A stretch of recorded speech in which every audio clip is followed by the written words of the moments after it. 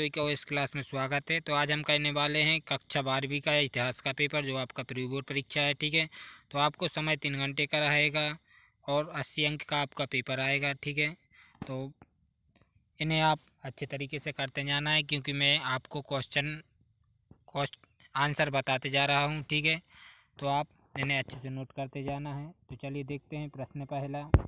तो प्रश्न पहला का आपका सही विकल्प के सभी आंसर रहे। ठीक, तो इन्हें आप अच्छे से नोट करते जाना है। इसके बाद में प्रश्न दूसरा देखते हैं। तो प्रश्न दूसरा आपका ये रहा। ठीक है, तो आप चाहे तो स्क्रीनशॉट लेकर भी इन्हें नोट करते जाना है। ठीक, इसके बाद में प्रश्न तीसरा देखते हैं। तो ये आपका प्रश्न तीसरा में सही जोड़ियाँ दी गई हैं। ठीक है, तो सही जोड़ियाँ मैंने उसके सामने लिख दी है। जैसे पहला में दिया गया सिद्धार्थ, तो यहाँ पर आपका सही हो जाएगा। ठीक, तो इस प्रकार से आपको कर देनी है। तो आपका सिद्धार्थ का पहला नंबर का ही हो जाएगा, कलकत्ता में बनाए गए महल।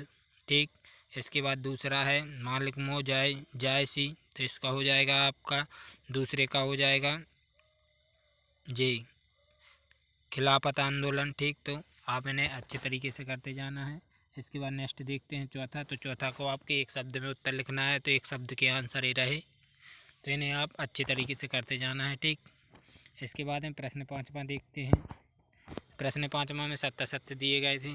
ठीक, तो सत्ता सत्य आपके ही रहे। इसके बाद प्रश्न छठवां देखते हैं। ठीक है, प्रश्न छठवां का आंसर दिया गया है। ठीक है, तो आपको इस तरीके से आपको आंसर लिख देना है। इसके बाद में प्रश्न सातवां देख लेते हैं। तो ये आपका प्रश्न सातवां का आंसर रहा। तो इसी प्रकार से आपको सभी आंसर दिए जा रहे हैं, तो इन्हें आप चाहे तो स्क्रीनशॉट लेकर भी नोट कर सकते हैं। ठीक है, तो ये आपका 8वें का आंसर, इसके बाद आपको 9वें का आंसर रहा, तो इन्हें आप अच्छे से नोट करते जाना है।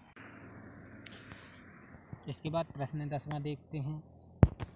तो ये आपको प्रश्न 10वां दिया गया है। ठीक है, गुरु नानक देव जी की शिक्षाएं, तो आपको 4 ऑप्शन लिख देने हैं। ठीक है, ईश्वर एक है, सदैव एक ही ईश्वर की उपासना करो, ईश्वर से सब जगत और प्राणी मात्रा में मौजूद है। तो इस प्रकार से आपके आंसर हो जाएंगे। इसके बाद नेक्स्ट देखते हैं। इसके बाद नेक्स्ट आपको 11वें का आंसर दिया गया है। ठीक है, यार नेक्स्ट आपको 12वें का आंसर भी दिया गया है। अंग्रेजों भारत आगमन की ईस्ट इंडिया कंपनी में स्थापित का प्रमुख कारण। तो ये आपके सभी आंसर दिए जा रहे हैं, तो आप इन्हें अच्छे तरीके से करते जाएं। इसके बाद 13वां का आंसर है। ठीक, इसके बाद ये आपका 14वां का आंसर है।